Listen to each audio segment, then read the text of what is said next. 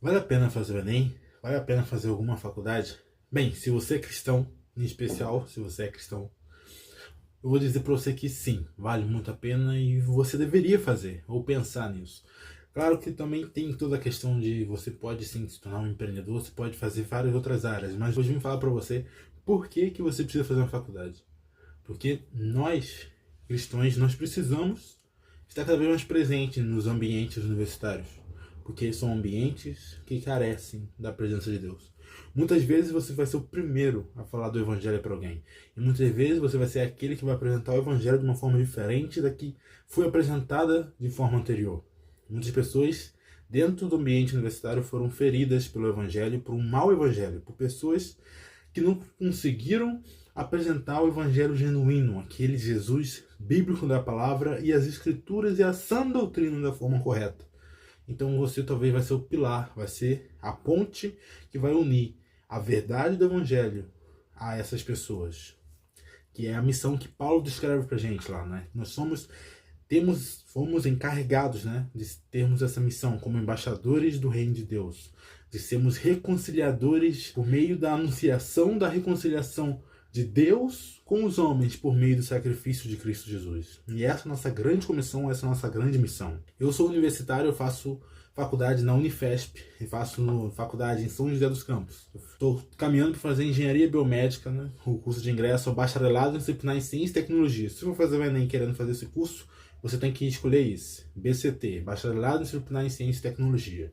Tem vários cursos, né, na Unifesp. E a engenharia biomédica eu fui descobrir a existência por causa das redes sociais. Então existem muitos cursos. E nós precisamos de cristãos em todas as áreas. Porque você imagina se nós conseguíssemos ter pessoas justas em todas as esferas da sociedade.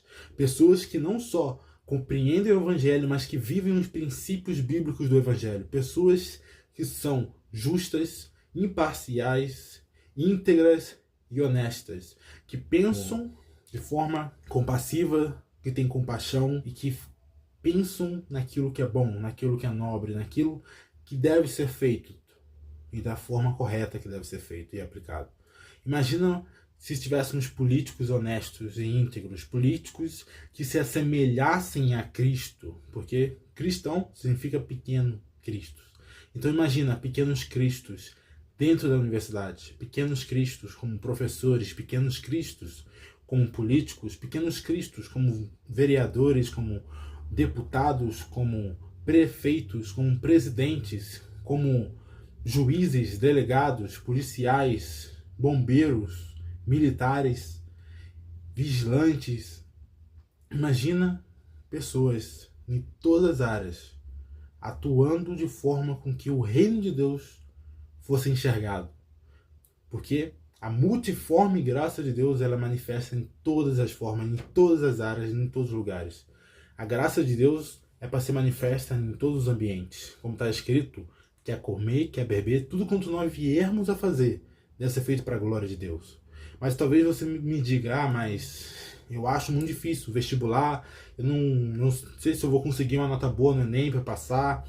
Mas eu não sei se eu consigo passar na prova para ser um piloto da aeronáutica, não sei se eu consigo passar na AFA, não sei se eu consigo passar no IME, não sei se eu consigo virar um oficial de carreira. Eu posso dizer para você que essas provas são fáceis, que esses vestibulares são fáceis, mas eu posso dizer para você que eu sou o primeiro da minha família a fazer faculdade.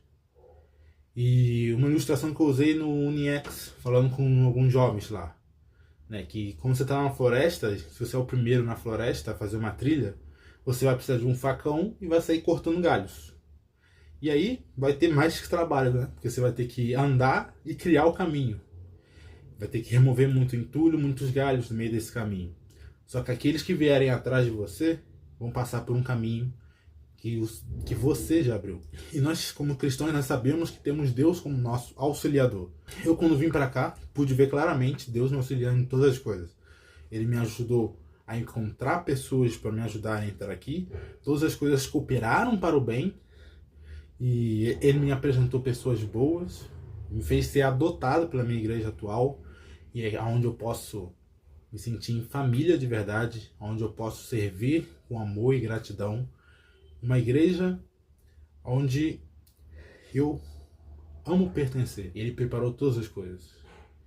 Antes de eu vir para cá, ele me mostrou que ele já tinha vindo. Eu não conhecia ninguém nessa cidade, mas eu conhecia o Criador de todas as coisas. São José dos Campos, né, foi fundada por pessoas cristãs, foi fundada por jesuítas. Então, todo o legado, toda a história, o Brasil não carrega isso. E Deus é o Senhor de todas as coisas. E Ele preparou o caminho. Então, dificuldades talvez você vai enfrentar, mas você não pode desistir. Eu vou contar para você uma história. E no final dessa história eu vou contar testemunhos de alunos que fazem parte da ABU, na IFES, no caso. A ABU é Aliança Bíblica Universitária, mas é filiada a movimentos estudantis missionários dentro do ambiente universitário internacionalmente, que é a IFES. E vou contar um pouco de testemunhos e histórias relacionadas a isso no final. E agora eu vou contar uma história paralela que eu queria que vocês guardassem. Lá na Grécia Antiga, muitos anos atrás, existiu um homem que se mudou para fazer a faculdade de Platão, né, a academia. Lá, ele foi para lá, só que tinha tudo contra ele. Primeiro, ele não era grego. E lá tinha meio que um preconceito com pessoas que não eram nascidas, né, que não eram gregos de fato, né? Ele era estrangeiro. Tinha um preconceito contra estrangeiros. Além disso, ele não era bonito por padrão grego. E naquela época isso era uma coisa muito relevante, né? Lá a época, né, que o próprio físico e a aparência era muito levado em consideração, né? A gente conhece, né, até mesmo pelas esculturas e a fama, né, naquele ambiente, né, naquele local. Aí, além desses dois fatos, ele tinha coisas ainda mais graves, digamos assim. Ele era ruim em oratória. O que é isso? Ele não era uma pessoa eloquente. O que significa isso? Ele não era uma pessoa que sabia articular suas palavras de forma com que as pessoas ficassem maravilhadas. Ele não era alguém que sabia falar de uma forma fluida ou de uma forma convincente, de uma forma que as pessoas se sentissem atraídas a ouvi-lo ou que apreciassem a forma como ele se expressava. Ele não sabia se expressar de uma forma boa de ser ouvida. Ele não sabia se expressar de uma forma respeitável e admirável, digamos assim.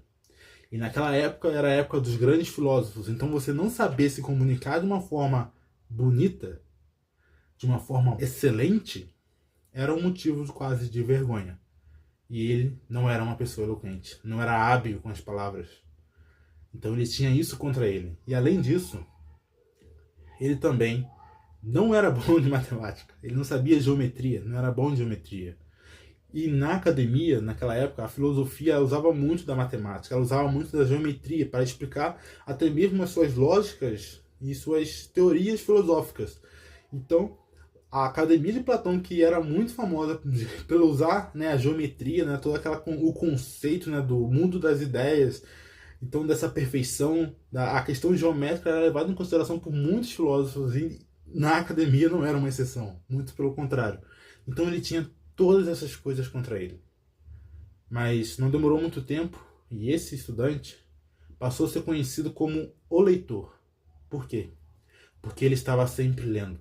Ele estava sempre se dedicando ao estudo, à leitura. E ele adquiriu então esse apelido de o leitor, porque estava sempre lendo. Estava sempre correndo atrás, sempre se esforçando, se dedicando, aprimorando, adquirindo mais conhecimento. Ao ponto de que ele se tornou uma das pessoas mais renomadas e um dos maiores discípulos. Ele quase chegou a herdar a academia, ou seja, se tornar, digamos assim, o grande reitor da academia de Platão. Ele só não fez isso porque Platão tinha um primo e o primo herdou a academia de Platão. Só que aí ele foi lá e depois ele fundou sua própria faculdade e tinha seus próprios discípulos. E essa pessoa, que era discípulo de Platão, alguns vão dizer que ele se tornou maior do que Platão. Porque se você for em história, se você for em filosofia, você vai encontrar ele. Se for em sociologia, você vai encontrar ele. Em psicologia, você vai encontrar ele. Em zoologia, você vai encontrar ele. Em direito, você vai encontrar ele. Em praticamente todas as artes, em todos os saberes, até mesmo na teologia, você vai ouvir sobre ele. E essa pessoa, que tinha tudo para dar errado, mas se esforçou, se dedicou, mesmo com todas as dificuldades e obstáculos, e se tornou essa pessoa tão renomada e conhecida, se chama Aristóteles, que foi o mesmo que se tornou o grande mentor de Alexandre o Grande, e que até hoje nós conhecemos, e que, como eu disse, está em todas as áreas do saber. Ou seja, talvez quando a gente pensa em Aristóteles, a gente já imagina alguém que nasceu pronto, mas a gente vê que na história ele na verdade foi alguém que se preparou, e se preparou muito. Alguém que se dedicou e se esforçou, mas cumpriu objetivos. E a gente pode ver aí como que Deus usou, né, a graça comum sobre Aristóteles. Que ele se tornou uma pessoa relevante até mesmo para nós cristãos. Nós estudamos sobre ele em várias áreas e ele impactou o mundo. Então agora eu te pergunto, imagina universitários cristãos que buscam de fato a glória e a honra ao nome de Deus. Será que Deus não estará com eles? Bem, eu tenho certeza que se você refletir, você vai saber a resposta. Porque Daniel e os amigos deles tiveram Deus ao lado dele. E nós sabemos o resultado disso. Quanto que Deus foi glorificado através da vida de Daniel e dos seus amigos. Então são reflexões que nós devemos guardar. Porque nesse livro aqui, ó, esse foi o livro que na introdução dele fala um pouco da história de Aristóteles. É o livro A Política, onde é muito estudado, né, em direito e tal. Só que agora eu vou falar sobre esse livro, que é Brilhando como Estrelas, que é da editora da ABU. Nesse livro, nós vemos testemunhos de jovens universitários de vários lugares do mundo que fizeram coisas que nos mostram que nós não devemos subestimar o poder do Evangelho na universidade. Nós vemos testemunhos de pessoas que se formaram, que conheceram a Cristo dentro do ambiente universitário, através da ABU, e lá foram transformados, se aprofundaram cada vez mais na palavra de Deus, e se voltaram para seus países de origem, porque às vezes foram intercâmbio, e no intercâmbio retornaram para suas nações de origem, e lá eles manifestaram não só a sabedoria que adquiriram na faculdade, nos seus diplomas, mas em especial a cultura do reino e aquilo que eles aprenderam com a palavra, onde a gente viu políticos sendo impactados pela vida deles, pela integridade deles, nações mudando de rumo, nações corruptas e corrompidas, tendo melhoras, tendo mudanças. A gente viu aqui testemunhos de guerras civis, de guerras entre tribos, entre linhagens, digamos assim, não entre raças, mas entre linhagens, entre tribos que se consideravam, né, diferentes, né, como se fossem de raças diferentes, digamos assim, mas não são de raças diferentes. Mas eles se consideravam diferentes, é como se não fossem humanos um para o outro. Eles desumanizavam um ao outro, como se não pertencessem à mesma espécie mais. E aí o poder reconciliador do Evangelho, de fazer com que tribos rivais, de fazer com que pessoas que não se enxergavam mais como pessoas, uma a outra, mas como seres diferentes, caminhassem em unidade, em amor, graças ao Evangelho. E a forma como que eles preferiram viver o Evangelho, até mesmo em relação à própria família, onde eles foram desprezados por suas famílias, mas não abriram mão de viver o Evangelho de Cristo. Pessoas que literalmente morreram pelas verdades bíblicas, pessoas jovens, pessoas que viveram no ambiente universitário, que fizeram a diferença lá, que mudaram regiões, que mudaram universidades. A gente está falando até mesmo de países que não tinham igrejas, mas que através de missões dentro de faculdades surgiram as primeiras igrejas.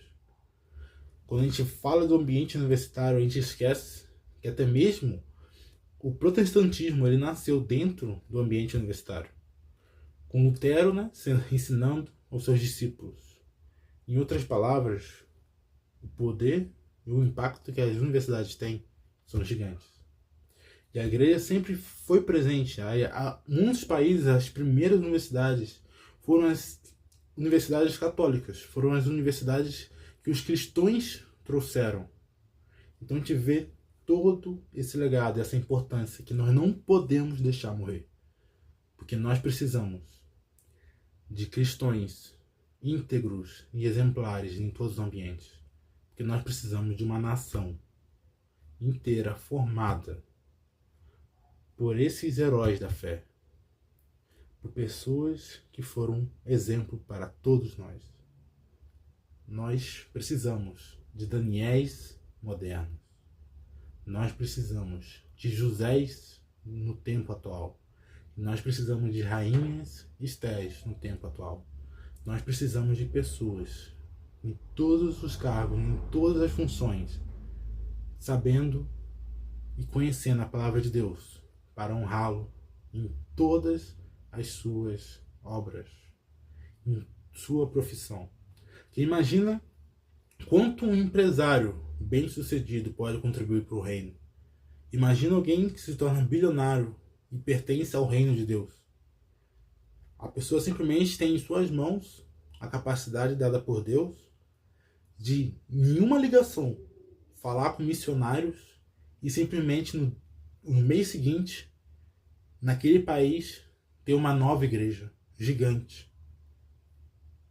Ele está falando de uma pessoa que consegue financiar missões no globo inteiro e sustentar missões que talvez seriam muito difíceis ou talvez que não seriam viáveis sem ele. Claro que Deus sustenta toda a obra, mas essa pessoa, esse bilionário que nós estamos falando, esse empresário, talvez ele é exatamente essa forma que Deus está levantando para sustentar esse ministério.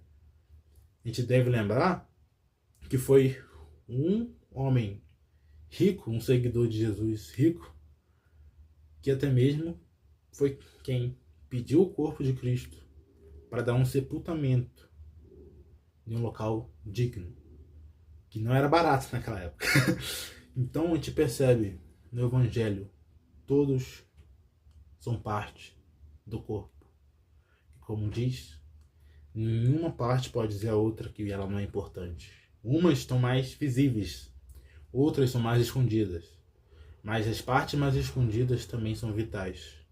Nós não sabemos o nome de muitas das pessoas que estão aqui. Mas o impacto que elas fizeram foi gigante. E você vai fazer parte disso também. Talvez seu nome vai ser conhecido, mas talvez não. Só que o reino de Deus vai ser expandido. Então, essa é a convocação que eu deixo para todos os cristãos. Nós precisamos entender sobre isso. Então, faça o Enem, faça o vestibular, entre no IME, entre na AFA, faça os vestibulares, entre no ambiente universitário. Se torne um profissional que honre o nome do Senhor. Os cargos de liderança, os cargos altos da sociedade precisam e carecem de pessoas que seguem o Evangelho. Pessoas que são genuínos embaixadores do Reino de Deus. De espalhar essa cultura do Reino. De mudar o mundo. Que nós somos o sal da terra e a luz do mundo. O sal, naquela época, era usado para preservar a carne, porque não tinha, né, congelador. Então, nós somos aquilo que deve impedir e dificultar a podridão do mundo, a deteriorização do mundo. Nós precisamos impedir, nós precisamos retardar. E, ao mesmo tempo, nós precisamos ser a luz que brilha nas trevas. Então, nós não precisamos nos preocupar ou nos dizer: ah, mas onde nós estamos tem muitas trevas. Exatamente. Nós somos luzes. Então, como diz as escrituras, né, que sentido há de pegar uma lâmpada e colocar debaixo da mesa? Pelo contrário, ela é colocada num lugar alto, onde possa iluminar a todos. Então, que nós sejamos essa luz do Evangelho. Como está escrito aqui, ó, façam tudo sem queixas, nem discussões, de modo que ninguém possa acusá-los.